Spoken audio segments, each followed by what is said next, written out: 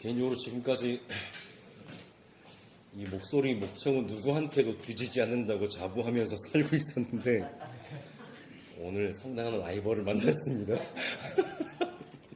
최근에도 이제 일하면서 만난 몇 분에게서 제가 연초부터 그런 얘기 들었거든요. 목소리 좋으시다고. 혹시 성우이시냐고.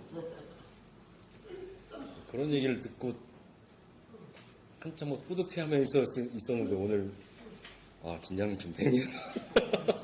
네, 어쨌든 반갑습니다. 감사하고요. 최근에 이제 조금 이제 좀 안타까운 말씀이라고 해야 될까요? 연초부터 아주 개인적으로 아주 대비되는 두 목회자의 이야기를 들었습니다. 혹시 뉴스를 들으셨는지는 모르겠습니다. 많은 이제 소위 이제 강해 설교로 아주 유명했던 유명한 이제 원로 목사에 관한 이야기를 한편으로 들었습니다. 또 여러모로 존경을 받기도 했던 분이기도 하고요. 이제 그런데 이분이 최근에 이제 자신이 개척을 해서 평생 목회를 하고 이제 원로로 있던 그 교회에 아들 목사의 개척 지원금으로 40억 원을 요구했다. 엄청난 돈이죠. 요구했다는 것이 뉴스가 되었죠. 다양한 관점으로 그것을 이제 볼 수 있겠지만 한 가지 확실한 것은 뭐냐면 최근에 이제 몇 년에 걸쳐서 이제 소위 좀 유명한 유명한 목회자들에게서 볼 수 있는 아주 뭐라고 해야 될까요? 지극한 자기애 혹은 본인과 교회를 동일시하는 이제 그러한 모습들을 보게 되는 한 단면인 것 같았습니다. 목사가 교회의 주인이라는 생각일 수 있겠죠. 근데 이제 또 어떻게 보면 너무나 또 만나는 부류의 사람들이 또 그런 부류의 사람들이다 보니까 소위 좀 잘 사는 지역에 엄청난 교인 수에 또 대접도 나름대로 잘 받았었겠고 그러다 보니까 어느샌가 모르게 그래 내가 이 정도 내가 기대하는 건 너무나 당연해 라고 그렇게 생각을 하고 있었을지도 모르겠습니다. 좀 안타까운 생각일 수도 있겠죠. 그러니까 목사가 어떤 사람들과 이것이 사람을 가려서 만나야 된다는 말씀은 분명히 아닙니다만은 목사가 어떤 사람들과 가까이 지내는가에 따라서도 어떤 그의 목회적인 관점도 분명히 영향을 받는 것 같아요. 또 한편으로는 또 한 분은 이제 소설의 유명한 분이신지 아니신지 모르겠습니다만 이 소설에 믿을 만한 분의 글을 통해서 알게 된 목회자인데요. 2000년대 중반에 이제 교회를 개척하셨다고 합니다.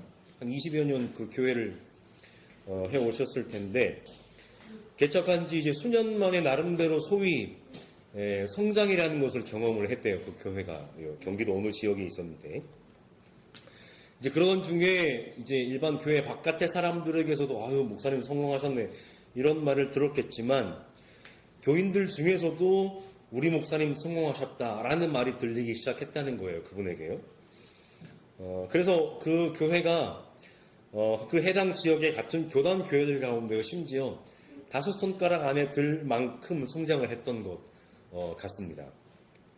이분도 이제 그 과정에서 나름대로 고민이 되게 많았던 것 같아요. 내가 곧 교회라고 인식되는 그 현실에 대해서 고민이 되게 많았던 것 같습니다. 그래서 그분은 이제 교인들한테 미리 얘기도 하지 않고 자신이 괴물이 되지 않기 위해서 퇴임을 결정했고 이제 후임 목사와 지금 함께 있는 것 같고요. 내년 2027년에 이제 퇴임을 하기로 이제 예정을 하고 이제 마지막 목회를 지금 하고 계신다라고 합니다. 아주 대조적인 예이긴 하지만은 그 중심에는 같은 문제에 대한 다른 대응이 자리하고 있죠. 바로 하나님의 교회라고 불리는 곳에서 사람이 드러나고 사람이 중심이 되는 문제입니다. 오늘 한국교회가 해결해야 될 가장 큰 문제이기도 하고 마침 또 오늘 본문과도 약간 좀 맥이 통하는 것 같아서 연초에 들렸던 그 대비되는 두 목회자의 이야기를 잠깐 말씀을 드렸는데요. 오늘은 이제 바울이 본문 이제 26절부터 이제 함께 살피실 텐데, 바울이 이제 고린도 교회의 공동체 예배의 정황을 지금 예로 들어서 이야기를 이어가고 있습니다. 26절에 보시면 여러분이 함께 모이는 자리라고 하는 표현이 이제 그것을 잘 보여주고 있죠. 이제 공동체 예배 자리에서 일어나는 일들에 관해서 지금 바울이 얘기를 이어가고 있는데, 그 자리를 보시면 공동체 예배 자리에는 찬송하는 사람, 가르치는 사람, 하나님의 계시를 말하는 사람, 방언으로 말하는 사람, 통역하는 사람, 다양한 은사들이 이제 예배 가운데 행해지고 있었다라고 하는 것을 우리가 보게 되고, 또 한편으로는 이 당시만 해도 어떤 정해진 예전으로서의 예배 형식이 있었다라기보다는 자연스러운 형태와 형식으로 예배를 드리고 있었다라고 하는 것을 우리가 이제 알게 됩니다. 그러다 보니까 소위 이제 성령의 인도하심이라고 하는 그 현상에 따라서 때로는 여러 가지 변화가 있었을 수도 있겠죠. 그러니까 이런 것을 우리가 염두에 두시고 함께 말씀을 함께 살펴보시면, 바울이 지금 이런 다양한 사람들의 역할을 이야기하고 있는데, 이것은 뭐냐면 이전에도 말했던 것처럼 성령의 다양한 모습의 현실을 보여주고 있다고 할 수가 있겠습니다. 때로는 방언으로 찬송하고 기도하는 사람도 있었을 것이고요. 그런데 이제 여기에서도 바울은 분명히 얘기하기를, 한 분 성령께서 주시는 그 다양한 은사들은, 또 예배 가운데 행해지는 다양한 은사의 발현들은 교회의 덕을 세우는 데 사용되어야 한다라고 하는 것을 바울이 다시 한번 강조하고 있습니다. 교회의 덕을 세우는 것은 무엇입니까? 바로 다른 사람에게 덕이 되게 하는 은사. 우리가 지체에 관한 말씀을 통해서도 우리가 함께 살펴보셨겠지만, 다른 지체를 배려하고 보살피는 모습을 통해서 교회의 덕을 세우는 일들이 행해져야 한다라고 하는 것을 우리가 잘 알 수가 있게 됩니다. 그런데 이렇게 다양한 은사들 가운데, 괜찮습니다. 이렇게 다양한 은사들 가운데 바울이 이제 방언과 예언에 대해서 지난주에 말씀을 했던 것처럼 오늘 본문에서도 다시 방언과 예언을 이야기하고 있는데, 먼저 이제 방언에 대한 말입니다. 보시면 방언으로 말할 때에는 둘 또는 많아야 셋이서 말하되, 이게 무슨 소그룹도 아니고 어쨌든 둘 또는 많아야 셋이서 말하되 차례로 말하고 한 사람은 통역해야 한다라고 하는 것이죠. 지난번에 방언에 대해서 얘기를 할 때 방언은 늘 통역을 필요로 한다. 왜냐하면 다른 사람들이 알아들을 수 있는 말로 이야기해 줄 때 그 방언이 이제 의미가 있다라고 하는 것이죠. 물론 개인적으로는 얼마든지 영적인 유익이 있습니다만은 하나님께 기도할 때 쓰는 언어이기 때문에요. 그러나 공동체 예배의 자리에서는 그 방언이라고 하는 것이 필수적으로 통역이 되어야 한다라고 하는 것이죠. 또 여기서 바울이 둘 또는 많아야 셋이서 방언으로 말하십시오 라고 얘기하는 것은 아마도 당시의 예배 가운데 동시다발적으로 방언을 말하는 사람들이 있었던 것 같습니다. 성령께서 역사하시면 얼마든지 그럴 수가 있겠죠. 다만 당연히 그것들을 좀 절제 없이, 좀 제한 없이 그냥 무작정 그렇게 방언을 말하면 예배는 당연히 무질서해졌겠죠. 그리고 방언을 통역을 할 것을 명령하고 있는데, 방금 말씀드렸던 것처럼 방언 그 자체는 영적으로 개인적으로는 얼마든지 유익하게 하나님 앞에 기도할 수 있는 언어일 수 있지만, 공동체의 예배의 자리라면 누구든지 알아듣고 이해할 수 있는 언어로 통역이 되어야 했습니다. 그래야 그것이 공동체에 덕을 끼치는 역할을 할 수가 있다라고 하는 것이죠. 그래서 14장 첫 부분에서 말한 것처럼 방언 그 자체는 개인적으로는 얼마든지 유익한 언어일 수 있지만, 공동체적인 차원에서는 그 방언 자체만으로는 허공에다 대고 말하는 것과 다를 것이 없다고 바울이 이야기했고, 그래서 통역할 사람이 없으면 그 교회에서는 침묵하고 자기에게와 하나님께 말하라고 바울이 이야기하고 있습니다. 그렇지 않으면 서로 다른 세계에 사는 사람들 과 별간 다를 것이 없기 때문에요. 또 이어서 이제 바울은 예언에 대해서 방언에 비해서는 조금 관대한 태도를 보이는 것 같습니다. 방언과 예언을 대조하면서 바울이 분명히 말하기를 예언이 조금 더 훌륭하다라고 이제 얘기를 했던 것을 우리가 기억을 하실 텐데, 역시 질서를 강조하는 차원에서 바울은 예언 역시 둘이나 셋이서 말하라고 합니다. 성령이 나에게 임하셨다라고 얘기해서 누구나 막 대놓고 예언을 말한다고 하면 역시 마찬가지로 그 공동체 예배가 질서가 이제 없고 어지러워질 것이기 때문에요. 그런데 이제 둘이나 셋이자라고 말하는 표현은 그럼 이제 동시에 그럼 둘이나 셋이 말해도 된다는 얘기냐? 그것은 아닌 것 같고요. 한 사람씩 순서대로 말하라는 의미로 보이는데 30절과 31절에 보시면 이제 그것을 잘 보여주고 있습니다. 뭐라고 얘기합니까? 한 사람이 예언을 하는 도중에 앉아있는 다른 사람에게 계시가 내리면 먼저 말하던 사람은 아직 나 말 다 못했다 라고 할 것이 아니라 잠잠하라는 것이죠.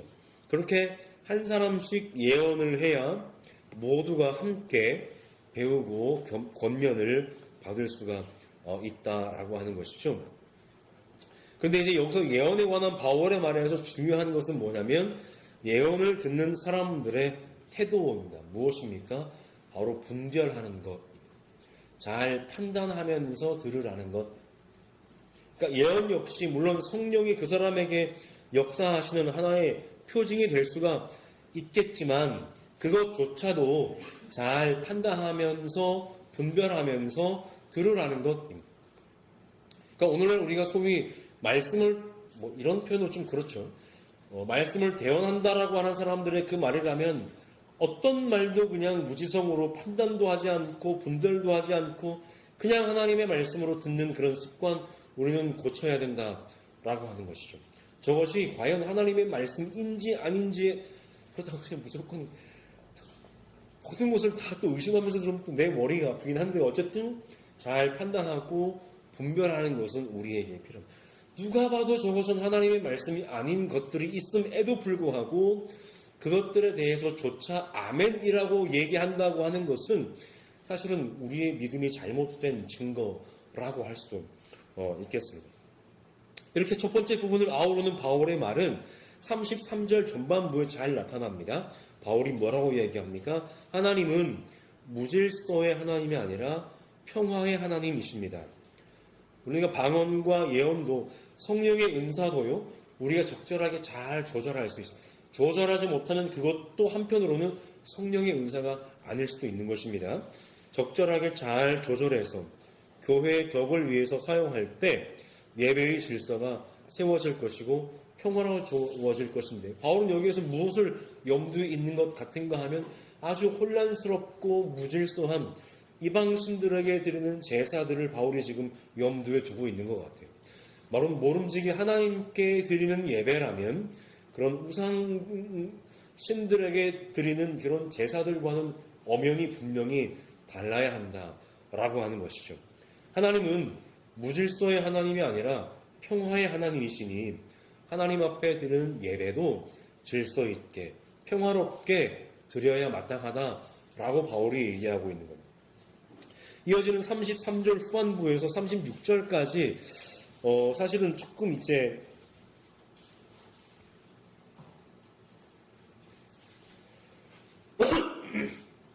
뭐라고 얘기해야 될까요? 조금 바울에 대해서 오해를 살 만한 그런 이제 구절이 이제 문제적인 구절이 등장했습니다. 이제 이 구절을 가지고 바울이 욕도 많이 먹어요. 아마 귀 엄청 가려울 수도 있을 텐데 어쨌든 이제 여성들에 관해 이제 이야기를 이어갑니다. 이 역시 다시 한번 말씀드리지만 여성 일반에 관한 바울의 일반적인 생각과 사상이 아니라고 하는 것을 제가 바울의 변호인도 아니고 이제 말씀을 드립니다. 고린도 교회라고 하는 특수한 상황에서 일어난 일들에 대한 바울의 권면이라고 하는 것을 우리가 알고 이 본문을 우리가 잘 소화해야 될 것입니다. 그렇기 때문에 아주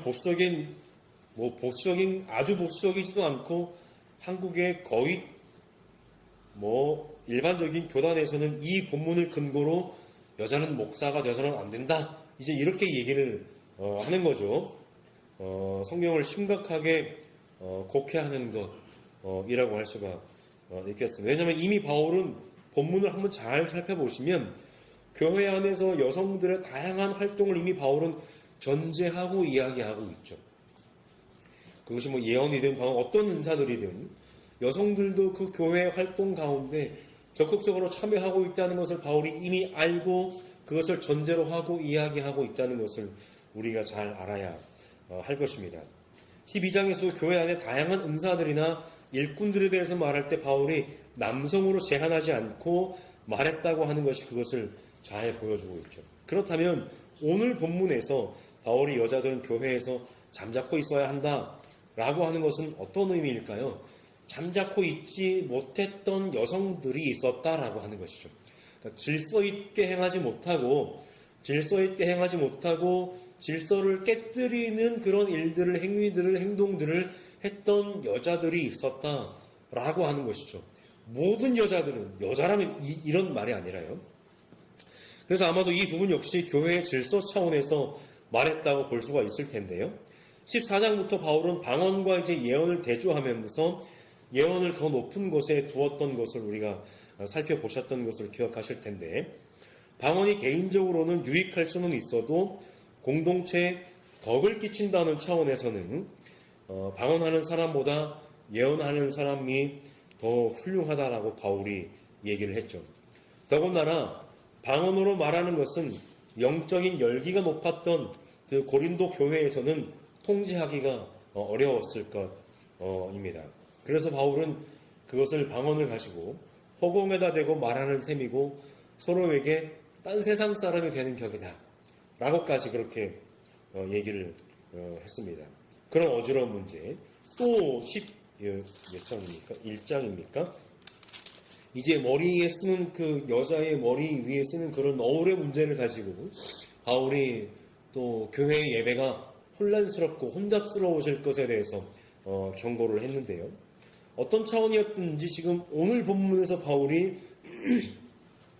그 얘기했던 것은 바로 그러한 특정한 혼란스러운 일들을 좀 유발했던 그 가운데서도 좀 기혼 여성들을 가리켜서 그렇게 얘기했던 것 같은데, 그래서 바울이 얘기하기를 뭐라고 얘기합니까? 35절에서 배우고 싶은 것이 있으면 집에서 자기 남편에게 물으라. 그러니까 특정한 일부의 좀 결혼을 했던 그런 특정한 여성들, 그것도 기혼 여성 일반을 가지고 가리켜서 한 얘기 아니라 그 일련의 여성들이 결혼을 했던 그런 여성들이었을 것이다. 잠깐만, 이거 너무 오래 얘기하면 좀